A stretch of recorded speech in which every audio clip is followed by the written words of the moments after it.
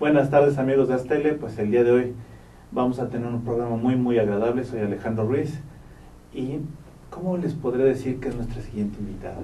Productora, actriz, cantante, bailarina, conductora.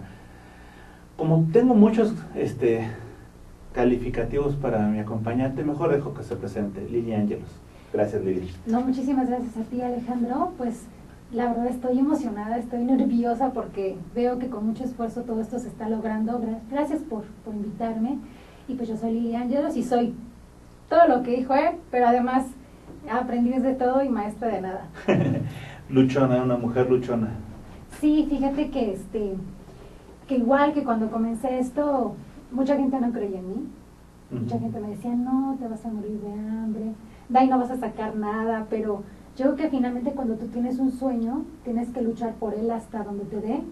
Y como lo venía platicando hace rato con un compañero, yo creo que el no de muchas cosas ya las tenemos sin que hagamos nada, pero si luchas, si te esfuerzas, si realmente vas por el camino equivocándote, corrigiendo y aprendiendo, en algún momento van a llegar los sís. Qué bueno. Y a ver, platícanos, ya que estamos en los sís, en esta vida, ¿qué le has dado el sí? ¿A qué le he dado el sí? Híjole. Le he dado el sí a los retos. Cuando alguien me dice, por ahí no, yo digo, ¿por qué no? Claro que por ahí sí. Le he dado sí a la honestidad, le he dado sí al decir y al hablar con la verdad. Soy una persona que no tolera las mentiras, soy una persona que prefiere siempre que le sean honesta, e igualmente yo prefiero que siempre me hablen con honestidad, aunque a veces no sea la noticia tan buena, pero prefiero eso. Le he dado sí a los retos y le he dado sí a la vida. Yo creo que a la vida como tal. Como quiera que venir, el sí a la vida como venga, tomarla de una manera que yo sé de las que piensan que no hay errores, hay aprendizaje. Lili, tú dices que te gusta que te digan las cosas honestamente. Sí. Pero hay formas de decirlo. Bueno, sí. O sea, ¿te gusta tipo un Doctor House que es brusco? ¿Te gusta suavecito? ¿Te gusta que te alaben antes de decírtelo? ¿Cómo te gusta la honestidad? Híjole, fíjate que casualmente creo que cuando más he aprendido en mi vida es cuando han sido brutalmente honestos conmigo. ¿Y ese brutalmente honesto se entiende como bruscos? ¿O que no cuiden las formas y se vayan más al fondo? Yo creo que no cuidan a veces las formas, pero yo creo que es cuando realmente me he sacudido, cuando realmente entiendo las cosas porque las debo de entender. Porque como no hay una suavidad, te cae todo de un golpe, y yo pienso que es cuando sí definitivamente he aprendido más. Oye Lili, ¿y de dónde surge esa versatilidad? ¿De dónde sales tú? ¿Quién te crea? Fíjate que curiosamente me creó mi papá, que es muy chistoso. Y con ayuda de tu mami, ¿no? O sea, bueno, no, sí, por supuesto. Y también tuvo, Dios no mala onda, pero también tuvo que participar en algo, ¿no? Sí, por supuesto. Digamos que mi mamá puso un 50 y mi papá el otro 50. Qué bueno. Ajá. Es curioso porque esta parte artística definitivamente la saqué a mi papá. Y ya le encantaba cuando yo era una niña, le gustaba mucho cantar conmigo. Él cantaba hermoso. Recuerdo, si no es por agraviar al señor don José José, cantaba muy similar. Y yo desde niña lo veía así como wow, ¿no? Y él me ponía canciones, y mi primer acercamiento con el arte pues fue la danza, curiosamente, no la actuación. Me metieron a ballet desde chiquita, y mi papá, me acuerdo que en las fiestas clásico de, mi hija, ¿qué va a hacer? ¿Qué va a hacer? Y yo decía, artista. Ay, ponte a cantar, ponte a bailar en las fiestas de las tías, de las primas, de todo el mundo. Pero pasó algo muy chistoso, cuando crecí ya no estaba tan de acuerdo. ¿Tú? Él. Ok, él. ¿Por? Lo mismo que te venía manejando desde el principio, que ya mucha gente dice, no, por ahí no es, no te va a resultar, te vas a morir de hambre, el artista en México no es valorado, el artista en México se muere de hambre. Entonces, él me decía, no estoy de acuerdo. Eso más o menos se quedado fuera. Tenía yo y a los 9 empecé también, estudié un poco de música, estuve en una estudiantina, y aprendí a tocar muchos instrumentos y comencé con la cantada. A ver, denuncia a la escuela que te hizo poner. Denuncio a la escuela. ¿Cuál? La estudiantina donde yo estuve se llama la estudiantina Najaritz, para todos mis amigos que seguramente nos van a ver. En esa estudiantina tenía 9 años y ya yo estaba con la mandolina, que de hecho era más mandolina que niña. No creo que la veía enorme, ¿no? Yo estaba así, pero me encantaba. ¿Le pegaste a la bandurria o no? Sí, también. Sé tocar la mandolina, la bandurria, la ud, el tricordio, ya. Ok. ¿Pero en qué escuela estabas? Era de una estudiantina de una iglesia, de ahí donde vivíamos antes. Y me acuerdo que yo no quería entrar. Pero cuando me llevó mamá por primera vez al ensayo y vi a algunos compañeros tocando, me pasó algo muy curioso, me pasó lo que Botero. Me enamoré de la mandolina desde que la vi. Estaban las guitarras, pero no me llamó la atención la guitarra. La mandolina fue como, la vi y dije, yo quiero tocar eso, yo quiero aprender a tocar eso. Y fui autodidacta. Sí. Y ya, pues obviamente con Daniel Rosales, que es una persona que quiero muchísimo, que él era el director de la estudiantina, que curiosamente también era médico. Era médico y además era músico. Y con él me fui formando hasta los 14 años que estuve ahí. O sea, ¿ya habías entrado de que a los 5 o 6 años a la danza? Sí, a la danza entré como a los 4 o 5 años, después la dejé como a los 7, luego me fui a la estudiantina a los 9, después me retiré de ahí a los 14, después me metí a danza contemporánea a los 15 y estuve ahí hasta los 17. Y ahí fue cuando ya quise estudiar actuación. ¿Y en dónde? Bueno, ¿y mientras tu mamá qué decía? Mamá feliz. Mi mamá realmente es una persona que siempre me ha apoyado mucho. Lo que yo quiera hacer, para ella está perfecto, si eso me hace feliz o si ve que ya estoy bien. Ok, y una preguntota, ¿y tus hermanos qué te decían? Mis hermanos piensan que estoy loca. Ok, digo, todos son hermanos. Un saludo a sus hermanos, hombres coherentes, conscientes, congruentes, etcétera, etcétera, etcétera. Sí, ellos piensan que estoy loca y la verdad es que tengo una familia que respeta mucho lo que yo decido. Y en ese tiempo yo había hecho examen para el SEA y me quedé, pero mi papá no quiso dejarme. ¿No? Dijo, no, te estudias una carrera formal, porque de eso no vas a vivir y te vas a morir de hambre y entonces vas a terminar quién sabe en dónde y de qué forma. Y me dediqué a estudiar. Tengo la carrera también de mercadotecnia y publicidad. Y ya estando aproximadamente como a la mitad de la carrera fue cuando yo dije, no, me tengo que meter a lo que yo quiero. Y mi papá, como ya me vio bien en la escuela, me dijo, bueno, pues métete a un taller. Y empecé con talleres y justo un semestre antes de terminar ya me metí también a la carrera formal de actuación. ¿En dónde? En el CC ANDA, Centro de Estudios de la ANDA. Y ahí ¿Lo que antes era el Andrés Soler? No, fíjate que el Andrés Soler era una escuela que también estaba afiliada a la ANDA, pero esta escuela estaba por aquí por Delta, Obrera Mundial, por la Obrera Mundial. No, esta escuela inició justamente al lado de la ANDA, aquí por el Teatro Jorge Negrete. Por donde está el restaurante que está enfrente. Exactamente. Enfrente, ahí estaba esa escuela, y era una escuela muy chiquitita. Y de ahí nos pasaron, me fui al Andrés Soler, más bien un semestre me fui para allá y me regresé porque acá tenían la carrera ya de comedia musical. Entonces, como a mí me encantaba bailar, cantar y actuar, se me hacía algo que iba más conmigo, ¿no?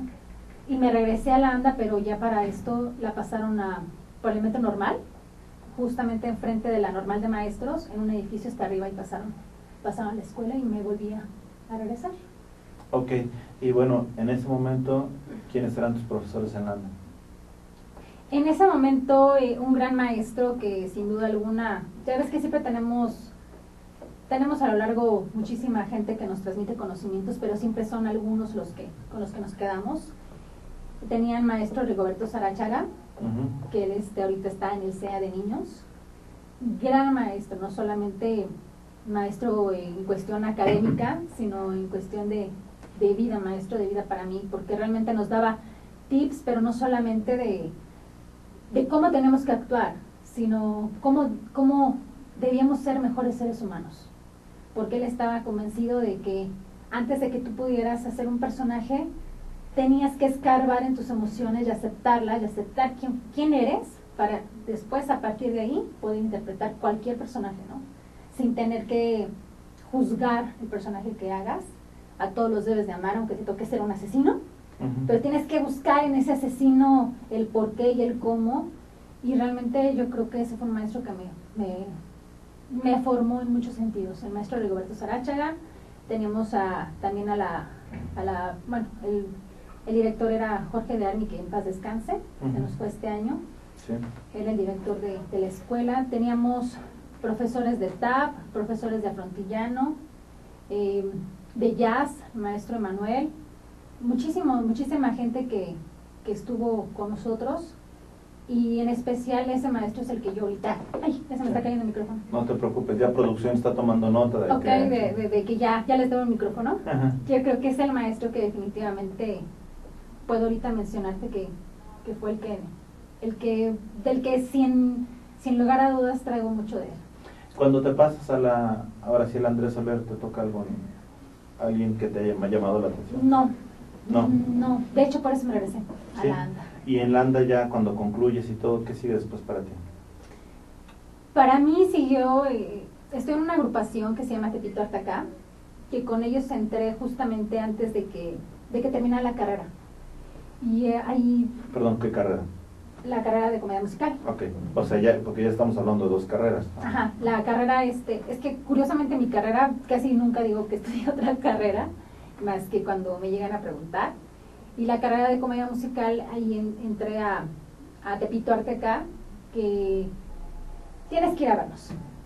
Tienes que ir a ver lo que hacemos. Bueno, ya es porque- una invitación, Sí. ahí producción ya se dará cuenta de cuando nos vamos para allá. Sí, por supuesto. De hecho, tenemos ya funciones en 2 semanas. Entonces, Ujú. ojalá tengan la oportunidad de ir. Y sería un honor para nosotros tenerlos por allá. Y con ellos empecé a hacer mucha comedia, pero improvisada.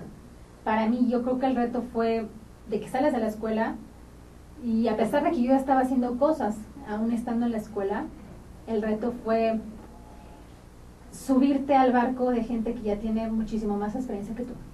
En ese sentido, Lili, vamos a hacer una pequeña pausa en cuanto a tu vida y te pregunto, la mayoría de los que nos están viendo son chavos jóvenes que dicen, ¿sabes qué? Yo quiero la actuación, pero ¿qué tan válido fue el razonamiento de tu papá? De decir, está bien que te dedicas a la actuación, pero primero estudia. ¿Qué tan válido es tener una formación alterna?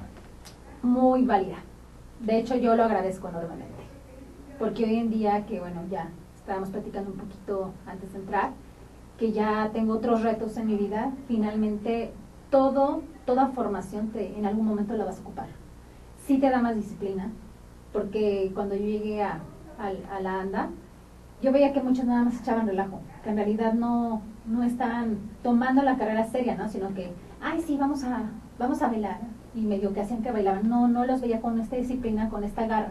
Y como finalmente tú ya vienes de una formación de universidad, ya sabes lo que tienes que hacer, ya no hay como nadie detrás de ti. Entonces yo recuerdo que aproveché la carrera de artes escénicas al máximo. Y también te da esa tranquilidad de saber que tienes un plan B, que no solamente puedes en algún momento dado estar frente a una cámara o arriba de un escenario, sino inclusive la carrera de publicidad y mercadotecnia, me estudié una maestría de comunicación visual, puedo estar incluso detrás. Y eso es importante, te pregunto, tú decías un plan B, pero con la formación que tienes, ¿no te generó un punto de vista profesional, quizá crítico de la vida? Sí. ¿O en otro aspecto que ha complementado con el artista? Sí, por supuesto. Inclusive yo ahora que estamos haciendo, que estoy haciendo cosas propias, ya las veo hasta incluso del punto de vista, quieras o no, de negocio. O sea, ya puedes traducir a pesos, o puedes criticar un diseño, o tienes una apertura diferente que a veces un actor como tal no tiene. Oye, Lili, y aquí es importante, ya de alguna manera te da una estructura. Exactamente. Una estructura quizá lógica, quizá práctica, pero lo cierto es que es una estructura de vida que ya nunca vas a volver a ver la manera, de alguna manera de forma empírica las cosas. Sí, claro. Entonces, ¿es válido que los chavos que están viendo nos estudien? De hecho, sí. De hecho, es algo que le comentaba a una chica que precisamente me preguntó. Le dije, si puedes, estúdiate una segunda carrera. Nunca está de más, al contrario. Y si puede ser algo que pueda complementar el conocimiento que estás obteniendo en una escuela de arte, muchísimo mejor, porque puedes hacer un negocio redondo. Y otra pregunta, en ese momento, ¿con quién estabas estudiando? ¿Compañeros que ya hayan destacado? ¿En la escuela de publicidad o de...? No, de me refiero artes? ya como más encaminado a la actuación. Fíjate que muchos, y es algo triste, nos decía el maestro que nuestra carrera era una gran coladera, ¿no?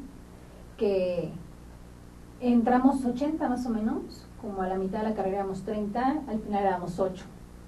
Y nos decía el maestro, en 5 años, fíjense en quién está activo. Este año cumplo 5 años de haber salido de la escuela. Y es triste, pero creo que activos estamos la mitad, o sea, hace como 4. O sea, sé que vamos a poner un filtro. Si entran 80 y salen 8, estamos hablando de 10%. Sí. De ese 10%, resulta que 5 años después están activos 4, estamos hablando del 5%. El 5%.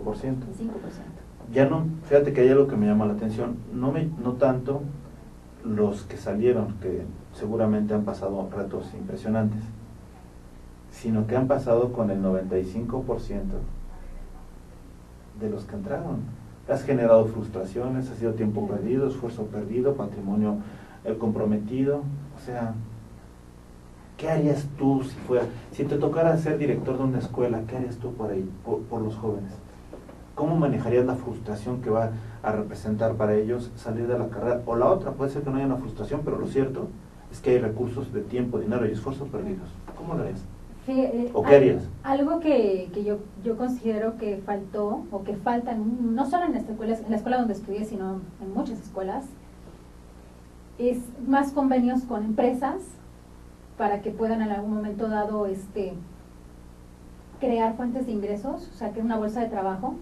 Y también que no te dicen, por ejemplo, cuando ya sales a la realidad, que tienes que ir a hacer un casting, que tienes que ir a hacer una audición, no hay una materia en donde te enseñan a hacer eso. O sea, te dan toda la formación, pero cuando vas a hacer un casting y que te paran el frente y te dicen ahora para acá o para allá, nadie te dice cómo tienes que hacer eso. No hay una materia.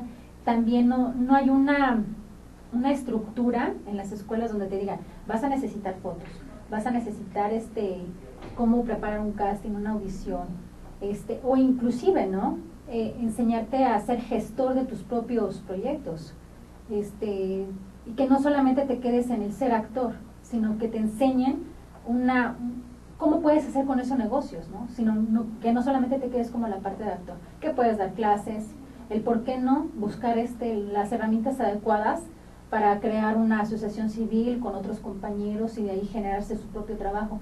Yo creo que nada más se quedan las escuelas en impartir el conocimiento, pero no cómo darle forma a todo ese conocimiento.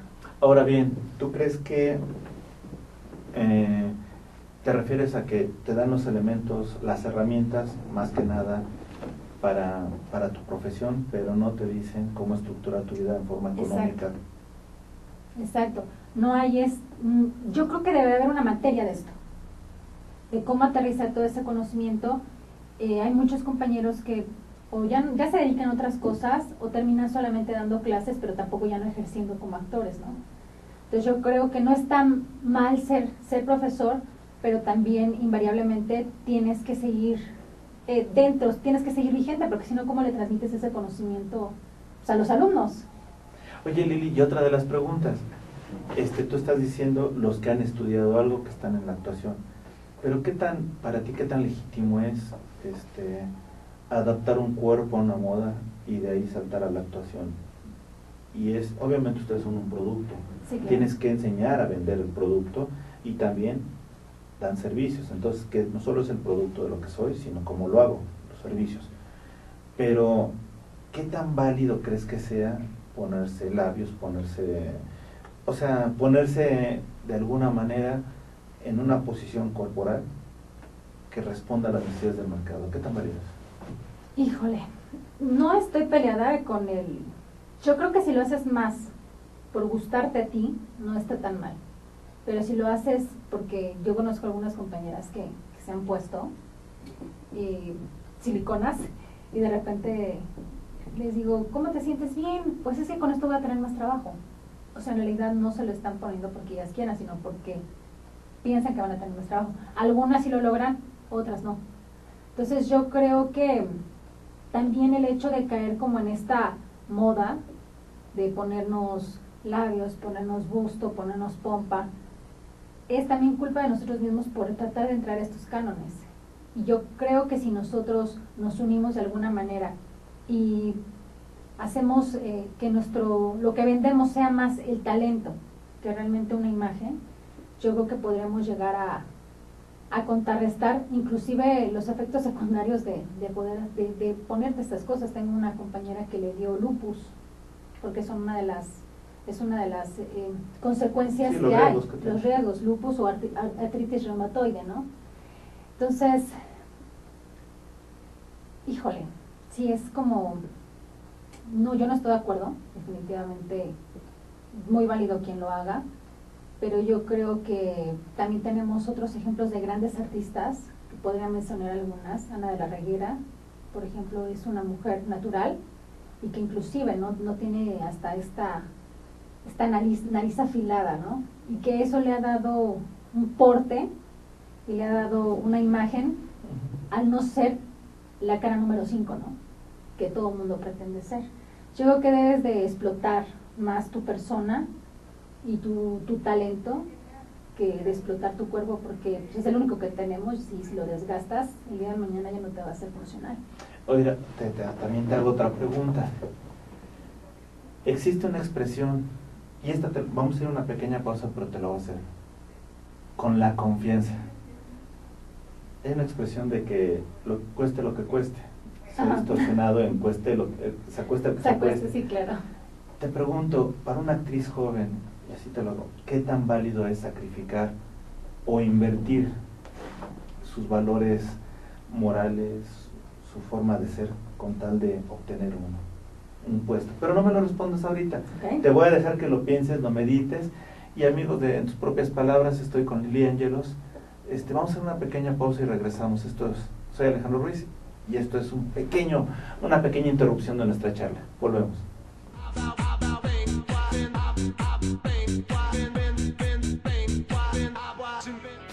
En Deiman contamos con 3 centros de distribución en México, ubicados en las ciudades de Guadalajara, Puebla y México. Distribuimos al interior de los Estados Unidos por medio de un centro de distribución ubicado en la ciudad de El Paso, Texas. Atendemos Centro y Sudamérica con apoyo de nuestro centro de distribución en Lima, Perú. Actualmente, comercializamos nuestros productos en España a través de nuestro distribuidor ubicado en Madrid, lo que nos permite ser una empresa de talla internacional, dispuesta a servirle y brindarle asesoría para el óptimo uso de nuestra amplia gama de productos. Cabe destacar que todos los productos elaborados en Deiman se fabrican con ingredientes aprobados por la Secretaría de Salud en México y FDA en Estados Unidos. Contamos con capacidades operativas, certificados kosher, programas de buenas prácticas de manufactura, controles de saneamiento, sistema de atención a quejas y reclamaciones, seguridad industrial, auditorías internas y un programa de trazabilidad y recuperación de producto. Deiman, proveedores de color y sabor por excelencia. Ruiz Robles, corredores públicos y peritos traductores. Trabajamos para darles seguridad, confianza y un servicio profesional en sus asuntos relacionados a fe pública, valuación, arbitraje comercial, asesoría jurídica y traducciones. Para nosotros lo más importante es su satisfacción, brindándole además la asesoría jurídica necesaria en su negocio, con un equipo de profesionales capacitados para prevenir y resolver situaciones de riesgo en su empresa. Le aseguramos una asistencia profesional, personalizada y humana a quien consideramos más importante, el cliente, porque las oportunidades pequeñas son el principio de las grandes empresas.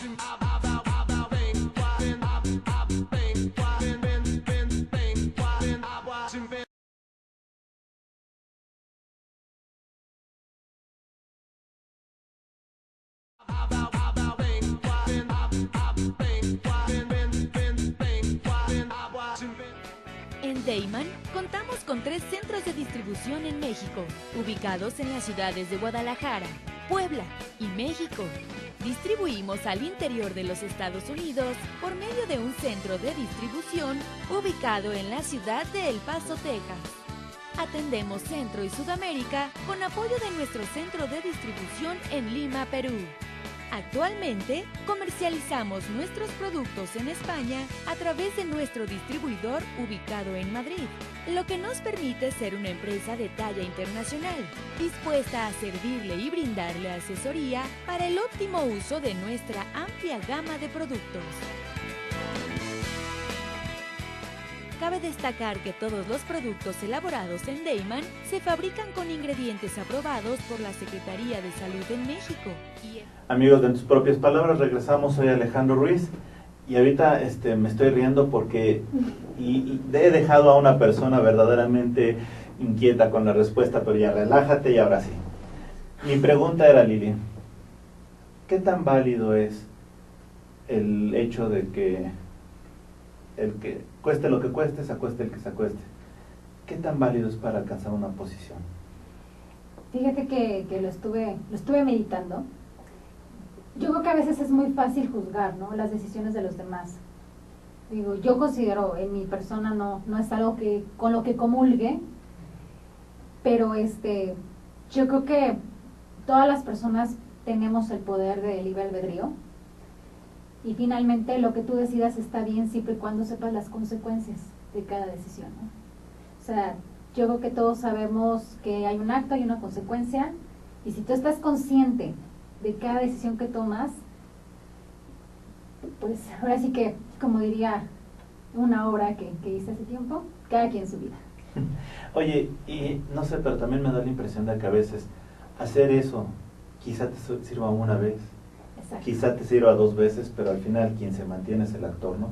Puede ser que tengas la oportunidad, que también tiene sus riesgos, ¿no? Puede ser también de que te estén engañando, pero ya que llegas a eso, tendrás que demostrarlo en base a tus aptitudes y a tus actitudes. Exacto, o sea, te puede funcionar a lo mejor el primer acostón y te dan una oportunidad, pero si finalmente al estar en un escenario o haciendo algún tipo de proyecto y no tienes las habilidades, por muchos acostones que tengas, invariablemente no vas a funcionar como producto, como lo mencionabas, y ni siquiera como actor, ¿no? Como actriz o como artista, seas bailarín, seas conductor, seas actor.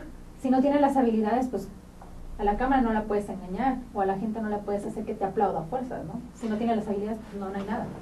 Y ahora sí, regresando un poquito más al aspecto tuyo, o sea, no tuyo, sino de ti. Te pregunto, te toca estudiar y ya sales. ¿Cuáles son tus primeros emprendimientos que hacen la actuación?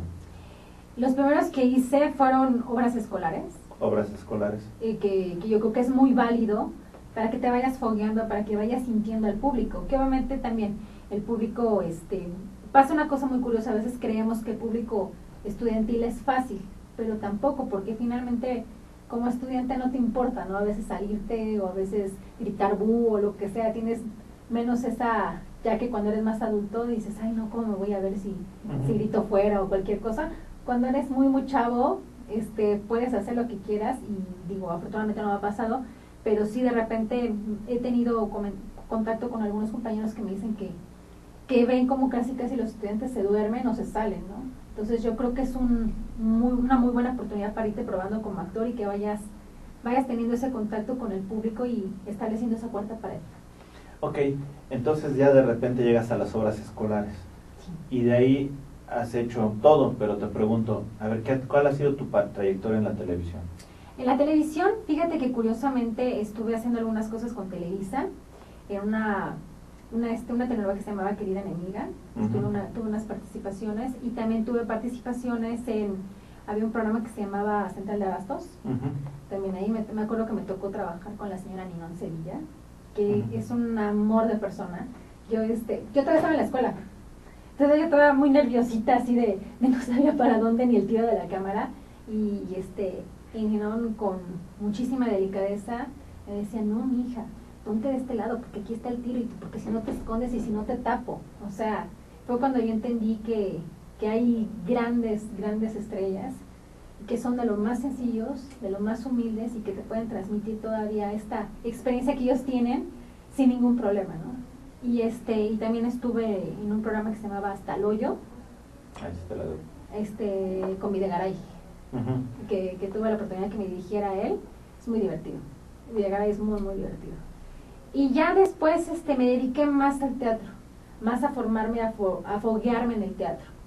Estuve también hace poco en microteatro. A ver, pero antes de, o sea, te pregunto, de la televisión, tú nunca dejaste el teatro. No. Para la gente que nos está viendo, te pregunto, ¿cuál es la diferencia entre ser un actor de televisión a un actor de teatro? Ahora también hay mucha crítica a la televisión, si es o no fundada, no lo sé, del apuntador. ¿Qué tan fácil es o no acostumbrarte al apuntador? No es tan fácil, ¿eh? De No. hecho tiene su chiste. Bueno, cuando yo lo he usado, de repente escuchas un montón de gente, ¿no? Estás escuchando el director y de repente hay quien se mete y tienes que estar poniendo atención a lo que se te indica por medio del apuntador y también el que te da los textos. Y también al mismo tiempo tienes que estar escuchando al compañero. Entonces tienes que estar atento a todo, ¿no? Que es también cuando a veces se critica mucho al actor de televisión porque dicen es que no hay actuación. Lo que pasa es que a veces estás como escuchando todo y tienes que actuar y tienes que escuchar al compañero y al mismo tiempo estás escuchando al director y luego tu texto. Tiene su chiste, realmente tiene su chiste. Ok, ¿y qué es más fácil, la televisión o el teatro? ¿O cuál es la diferencia? Quizá no sea fácil, quizá dije una tontería. ¿Cuál es la diferencia entre ser actor de televisión y el teatro? En el teatro, si se te olvida un texto, tienes que improvisar. No hay nadie que te pueda salvar. No hay, bueno, a veces te salvan los compañeros, ¿no? A veces cuando se te va un texto, pues pueden darte indicios de tu texto para que te acuerdes y tú lo digas. Pero eso cuando el compañero también tiene las tablas para hacerte entender que ya se te olvidó el texto o que te equivocaste. Pero cuando no, híjole, sí estás como en una encrucijada. Yo creo que la gran diferencia es que en televisión puedes hacer corte, regresas y retomas, y en teatro no. En teatro como te salga, ya lo dijiste, y si ya la regaste, pues ahora le tienes que componer. O si ya se te olvidó, le tienes que improvisar. O si el compañero se equivocó, lo tienes que salvar. Todo es en vivo y el público lo tienes aquí. No podemos hacer un corte, regresamos y tratamos como de tapar, ¿no? Aquí no se puede hacer nada de eso. ¿Te han abucheado? ¿O te han reprobado en el teatro? ¿O en la televisión? Bueno, en la televisión no creo. Televisión Compañeros quizá. Ajá. Un regaño del director, pero ¿en el teatro has sentido algún abucheo o alguna muestra de decir, ay, ¿qué hace ahí, no? No, fíjate que no. Más bien, yo creo que lo que más me ha pasado, con lo que más me he sentido nerviosa, fue una función en Toluca. ¿Qué función? Se llama A las Cortas.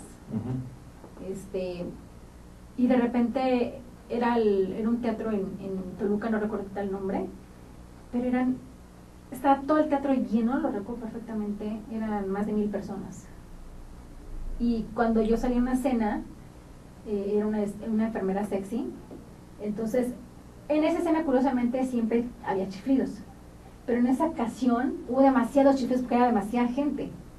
Y yo me acuerdo que me puse nerviosa, que fue así de híjole, ¿y ahora qué hago, no? O sea, no sabía cómo comportarme. Digo, de repente te chiflaban 2 o 3 personas, puedes con eso, pero ya cuando eran demasiados y medio vi que rompí, fue cuando rompí la cuarta pared en esa ocasión, porque sí volteé y todo el teatro lleno y los chiflidos, porque aparte dentro de más como que se contagian nada más por joder al actor. Sí me quedé así como... Eso quiso decir, digo, para no decir joder, para quiso no decir incomodar. Incomodar al actor. Ajá, no, puedes decir lo que quieras. Usted disculpe. No, puedes decir lo que quieras. Sí me quedé como... Me dio mucho pánico. Dije, sí es a mí a quien me están chiflando. Híjole, y ya no sabía qué hacer, ¿no? Me acuerdo que Armando Hernández era mi compañero de escena, muy muy buen actor, y le dio mucha risa y él me ayudó a salvar la escena, ¿no? Porque me quedé como que caminaba, pero caminaba como robot, así como que nadie me vea. Fue algo de lo que tengo muy muy presente, pero fue una muy buena experiencia. Ahora bien, te pregunto, en tu experiencia actoral o artística, o no sé cómo, yo creo que es más artística, te pregunto, ¿te ha tocado trabajar con alguien que haya sido un ícono para ti? Ojo, no en el caso de Nino, porque ya la conociste ya cuando estaba ahí, y probablemente viste alguna de sus películas, sí. Pero X, o sea, no me refiero a eso, sino que hayas dicho, jamás me imaginé estar en un lugar donde él estuviera. Me pasó con 2 personas, curiosamente, y eso es algo que chin lo voy a tener que decir. Dilo. Chin lo voy a tener que decir. Lo he platicado con compañeros, pero ellos no lo saben, pero lo voy a decir. Resulta que muy chiquita yo fui a ver a Marte Duele. Ujú. Y pues bueno, estaba en el cine y estaban Luis Fernando Peña, estaba Armando Hernández, Marta Gareda y estaba la China, ¿no? Y recuerdo que en ese tiempo ni siquiera yo todavía estaba estudiando nada de actuación, ni mucho menos, ¿no? Yo estaba en otros lugares.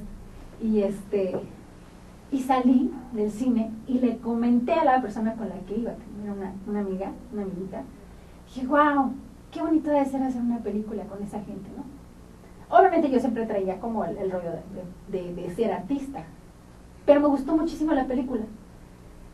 Pasa el tiempo y me cae la oportunidad de trabajar en Alas Cortas, y me acuerdo que me dice la persona que me contrató, mañana vas a conocer a tus compañeros. Y justamente un año antes había visto otra película con Jesús Ochoa y Armando Hernández. Ujú. Y me acuerdo que ahí yo ya estaba estudiando actuación y le comenté a un amigo, ¿cómo me encantaría trabajar con estos dos? Pero obviamente yo decía, jamás. Cuando esta persona que me contrata y me dice, vas a conocer a tus compañeros el lunes, y entro, cuando vi a Armando Hernández, fue como, ¡ah! ¿En serio está aquí? Tuve la oportunidad de trabajar con él, y más adelante trabajé con Luis Fernando Peña, me tocó compartir escenario con él, y bueno, él también ya es uno de mis productores en otra obra. Y son de esas cosas que alguna vez, no sé cómo explicártelo, que pensaste, qué bonito sería trabajar con esta gente, pero que no lo veías tal vez como posibilidad en ese momento, porque yo no estudiaba actuación ni nada. Y cuando ya de repente me toca estar compartiendo escenario con ellos, fue como decirme a mí misma, los sueños sí se pueden hacer realidad. O sea, realmente cuando tú lo dices como con esa convicción, sí puede llegar. A veces no sabes ni por dónde, porque no tienes como, tú vas labrando tu camino y de repente se te van presentando oportunidades y esas oportunidades te llevan a otras. Y para mí es como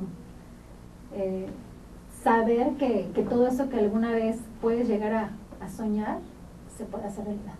Ahora bien, te pregunto, de repente das el salto, o sea, estás siendo como actriz, como parte actora de esto, también das el salto a otra posición, productora. Sí. ¿Cómo sucede eso?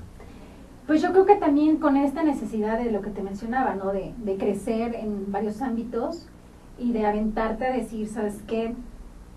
Pues no solamente quiero crearme mis propias oportunidades, sino también quiero crearle la oportunidad a alguien más. Porque yo creo que lo que le hace falta a veces al país, tener más, en todos los rubros, tener más esa iniciativa de poder emprender algo. ¿Tú crees que estamos matando el teatro?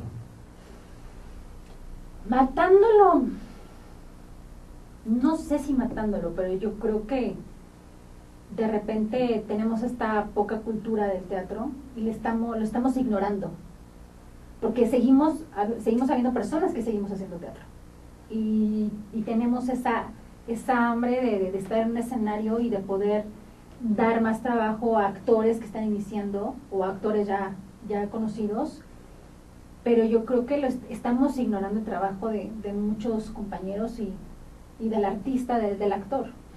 Te pregunto, de alguna manera el teatro se ha adaptado en cuanto a fechas, porque de repente para la Semana Santa tienen algún tipo de obras, para Navidad tienen otras, pero también se está adaptando en forma dinámica al público, versiones cortas, versiones breves para un cierto segmento, ¿no? Ajá. Y además una variedad, ¿no? Para que esa gente participe. Pero también están habiendo, mejor dicho, teatro que va a escuelas, teatro experimental, o sea, el teatro se está ajustando. Sí. ¿Tú crees que en ese sentido el público va más rápido que ese ajuste del teatro? ¿O va disperso? ¿O cuál es la reacción del público? Fíjate que yo creo que de repente el público se va como a estas obras más ligeras u obras cómicas o con un contenido no tan pesado, ¿no? Cómico, que creo que la situación inclusive del país en general, estás tan hastiado de noticias que lo menos que quieres ir a ver es más malas noticias o una obra súper dramática en donde salgas totalmente choqueado, ¿no? Yo creo que el público se ajusta sobre todo a esas a ese tipo de obras, como dices, cortas o muy ligeras, pero para el tipo de obras a veces de teatro más profundas o de corte más formal, yo creo que no tienen tanta gente. ¿Para ti es tanto más fácil público. hacer reír o hacer llorar? Para ti, Para ti, mí, Vivi. reír. Por Primero porque si la persona viene como de problemas y no viene a reírse, o como tal no sabe que se va a reír, si ya viene de traer cuestiones personas, porque a veces estamos con problemas, a una persona sacarla de ese momento y hacerla reír es mucho más difícil. Y como actor tienes que tener un timing diferente, tienes que crear una situación chistosa, ¿no? Porque no es que tú como actor te hagas el chistoso, tienes que crear una situación. Y crear una situación cómica no es tan fácil. ¿Tú eres partícipe del teatro audaz o del teatro vulgar, o cómo lo ves? Y te lo comento porque muchas veces para hacer reír se piensa que una grosería está perfectamente bien hecha, ¿no? Pero me ha tocado, por ejemplo, ir a teatros donde hay personas que no gozan de ese espectáculo, entonces realmente están ajenos todo el tiempo a la obra, ¿no? O por el otro lado hay gente que es exceso de albures, que de repente dice, ¿sabes qué? No te entiendo nada. Sí, claro. Yo creo que... Para reír, ¿qué se vale? ¿De qué te puedes valer? Es lo que te decía, ¿no? Crear una situación chistosa, puedes hacer reír sin llegar a la grosería o puedes manejar un doble sentido, pero sin ser tan explícito, ¿no? O sea, yo creo que inclusive manejar cuestiones de referencia personales como lo que se está haciendo mucho en stand-up hoy en día, que es hacer de tus tragedias algo cómico, ¿no? Como por ejemplo decir, si no te gustan las cucarachas o odias las cucarachas, puedes decir algo así como, ay sí, y las hermosas cucarachas que me encantan que estén en casa, ¿no?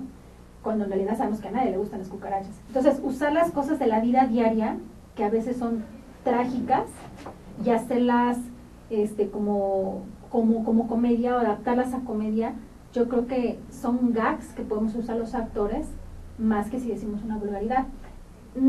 Y que también sabes que depende mucho de las personas. Hay personas a las que las groserías se les escuchan fatales.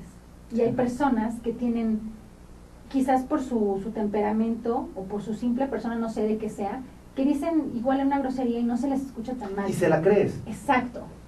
Se la crees. Por ejemplo, yo me acuerdo que hay algunos primeros actores que en su vida han dicho groserías, pero de repente en una obra de teatro la dicen y hasta les aplaudes. Exacto. Porque el contexto, el texto, vale, no es un pretexto, vamos. Es lo que te decía, en la comedia lo que tenemos que hacer es que la situación sea la cómica, no el actor. Si el actor está de payasito, hasta te cae mal. Sí. Dices, ay, este está tratando de ser gracioso. Pero no es el actor el que tiene que ser cómico, es la situación. Y una pregunta, tú como productora, ya tomando esta batuta, ¿qué tipo de teatro vas a querer hacer? Fíjate que ahorita lo que estamos haciendo mucho es, curiosamente, una crítica, pero no a la sociedad, sino más bien una crítica de género, de a veces como en cuestión ahorita de lo que estamos haciendo con Pláticas del Pene, lo que estamos haciendo es la crítica al hombre y a la mujer, a veces por esta falta de comunicación que hay entre la pareja. Pero no es solamente que hablemos del pene y todo sea gracioso, ¿no? Sino que lo que te mencionaba, que las situaciones son tan reales que son cómicas. O sea, y el tipo de teatro que ahorita nosotros, que yo quiero hacer, que queremos hacer, es ese, como de que la gente realmente se pueda reflejar en el actor. Que diga, sí, cierto, a mí me ha pasado esto. Un teatro más reflexivo, pero está agarrándonos de la comedia, ¿no? Oye, una pregunta, a veces no lo entiendo y lo he preguntado, pero no he encontrado una respuesta adecuada. Espero que tú me des luz en ese sentido. Cuando ves una novela, lees un libro, etcétera, encuentras que hay género de terror, género de misterio, género de amor, etcétera, y hay un género empresarial. Yo al día de hoy en México podré encontrar quizá un género de misterio, de drama, tanto de comedia, pero hay géneros que nunca, no me ha tocado ver realmente en México, que es un texto o un contexto empresarial. ¿No crees que, o sea, no sé, qué me puedes decir de eso? Un género empresarial. Y te lo platico, por ejemplo, yo me acuerdo cuando salió el libro de ¿Quién se llevó mi queso? Ok. Who Moved My Cheese, salió también obras vinculadas con eso, ¿no? El trabajo de equipo, etcétera. Pero yo no me ha tocado en México, ojo, quizás esté diciendo una tontería y sea mi torpeza, pero no me ha tocado ir a ver obras empresariales, obras que puedan servir para hacer equipos, obras, ese tipo de obras no las encuentro. Y curiosamente, entrando a internet o viendo algún tipo de obras de teatro referenciadas, sí las encuentro, por ejemplo, en España, en Argentina, en Estados Unidos, etc. Pero no me toca verlo aquí. No sé, yo no sé si yo esté mal informado o de plano no sea un hit hacerlo aquí en México. Fíjate que curiosamente yo estaba platicando con alguien acerca de que en muchas empresas, o bueno, yo considero que muchos de nosotros, más bien en general, sin querer ser actores, deberíamos de estudiar actuación. Porque la actuación te ayuda a trabajar en equipo, como lo mencionas, te ayuda a conocerte como persona y te ayuda a explotar talentos que tú mismo a veces sabes que tienes, ¿no? Si tú, lo que mencionabas es muy cierto, no existen como tal. Me tocó hace un año que alguien me quería contratar precisamente para a su empresa darles ejercicios de integración de equipo. Y decían que pensaban en un actor o en una actriz precisamente por esto que tenemos de ser más extrovertidos o de poder que mucha gente lo que tiene es el miedo al ridículo, ¿no? Poder hacer que la persona se atreviera a explotar sus talentos o se atreviera a salir de su estado de confort y atreverse a hacer otras cosas. ¿Por qué no hay en México? Yo creo que porque nos falta también saber y entender que finalmente todas las personas que trabajan en cualquier área no solamente son un número más, ¿no? O no son parte de la decoración de una oficina o de una empresa, sí, sino que son seres humanos que necesitan aprender a humanizarse más. Y yo creo que si no hay esto es por la falta de conciencia todavía de que no estamos haciéndole suficiente caso a este tipo de cuestiones. Yo creo que sería un muy buen mercado. Ahora la cuestión aquí sería si realmente fuera tan redituable, ¿no? Poder hacer este tipo de obras. No lo sé, pero digo, se me ocurrió, por ejemplo, digo, lo he pensado, el teatro de capacitación aquí es muy difícil encontrártelo. Sí, ¿no? Sí. O sea, te digo, como que el teatro se ha buscado más quizá el entretenimiento, el drama, etcétera, pero no encuentro un teatro aquí formativo, un teatro formativo, sí, ¿no? Más vinculado a una formación empresarial, yo no lo encuentro. Yo lo voy a hacer. Esto es bueno. Y aquí ya tienes la voy a hacer. Esta es una emprender con valores.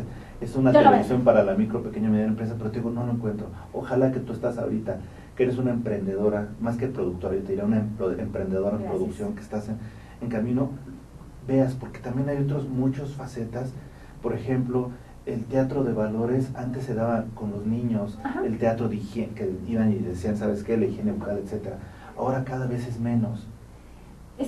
Salvo que lo manden a algunos áreas en específico, pero se perdió. Sí, el teatro más didáctico, ¿no? El teatro, por ejemplo, la última obra que vi, un teatro interesante con un problema de campo, fue ¿cómo se llama? No era el coleccionista, ahí se me fue el extensionista. Okay. De ahí en más yo no he vuelto a ver una obra así que me digas, por ejemplo, vinculada con una situación que viven millones de campesinos en México, salvo lo que es la crítica política que de forma tangencial se toca, pero te digo, no me ha tocado ver así. Pero ojo, no sé si sea porque yo no voy mucho al teatro o porque no existan ese tipo de obras. Y yo te exhorto a que me saques del error o la otra, veas esto como un área de oportunidad, ¿no? Sí, claro. De repente me he enterado que hay grupos que se dedican como a ofrecer estos servicios a empresas. Honestamente, tampoco me ha tocado ver este tipo de obras. Dicen que hay, ¿no? Me había tocado con una persona que quería contratarme para eso, y en otra ocasión a uno de mis compañeros también le habían ofrecido una obra que se iba a presentar para empresas, pero me dio el texto y la verdad era muy feo. Entonces yo creo que si no hay este tipo de trato es porque no se ha visto el mercado, o dos, las pocas que hay igual no tienen la calidad suficiente como para que realmente la empresa o el empresario se interese en contratarlas, ¿no? Sí, y por ejemplo también se me ocurre otro, tú hablas ¿cómo se llama la obra del pene que decías? Pláticas del pene. Pláticas del pene, hay otro que es tipo monólogos de la vagina, Monólogos de la etcétera. vagina. Pero si te das cuenta, esa puede ser muy rimbombante en cuanto al nombre y puede llamar la atención, pero por ejemplo hay otros sectores que están perfectamente olvidados, ¿no? O por excepción tocados, lo que es en los adultos mayores, rara vez se toca. Sí, sí, claro. Entonces quizá con Fanny y Alexander, pero es, bueno, no sé si le hicieron ya teatro, porque yo me acuerdo que vi una obra que trataba de los adultos mayores, pero es 1, 2, 3, Sí. pero ¿cuántas hay, no? Sí, Y sí, también 100% enfocado a los niños que no sean cuentos, pues te puedo decir que ya me las acabé todas, ¿no? Sí, exacto, que no sean cuentos o que no sean estas representaciones de Disney, ¿no? Donde entonces todos somos princesas y todos somos príncipes. Sí, y la vida es de otra forma, ¿no? Entonces, Exactamente. me gustaría, tú que estás incursionando en esto, por favor sácame del error o la otra, ve esto como una breve oportunidad y adelante. Ahí voy a hacerlo. Y finalmente, Lili, ya estamos a punto de irnos, te lo agradecemos mucho, No, agradecemos que hayas confiado en nosotros y hayas venido para acá. Yo solo te diría, o te haría dos preguntas. Okay. La primera, ¿qué demonios pensaste cuando recibiste un correo a esta entrevista? ¿Qué fue lo que pasó? Lo primero que pasó por mi cabeza fue, ¿es en serio? ¿Qué me quieren preguntar? ¿Qué quieren saber de mí? Y me dio mucha emoción, porque realmente a veces es difícil que se interesen en ti solamente como un producto, ¿no? Sino esta plática tan amena que hemos tenido, donde también me has dejado profundizar en cuestiones ya más personales. Ha sido muy rico, pero sí, no sabía con qué me iba a encontrar, ¿no?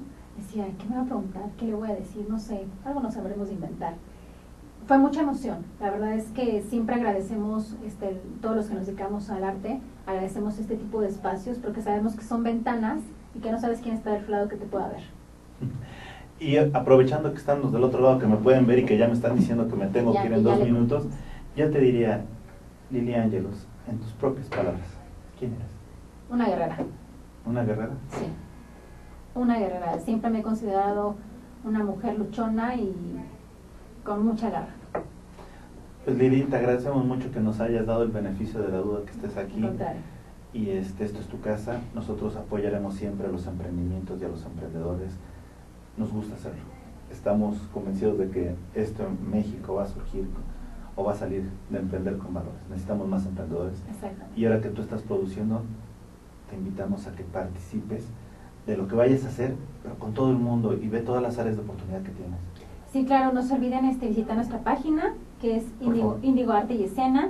También nos pueden encontrar en Facebook Lili Ángelos, Miguel Ángel López, que somos los que estamos emprendiendo esto y realmente con muchas ganas de hacer cosas diferentes. Y créeme, nos vamos a inventar algo para los empresarios. Te agradecemos mucho, Lili, y a ustedes, amigos que nos están viendo. Soy Alejandro Ruiz. Esto es En tus propias palabras. Ya hemos tenido aquí a una emprendedora ahora en la producción de teatro.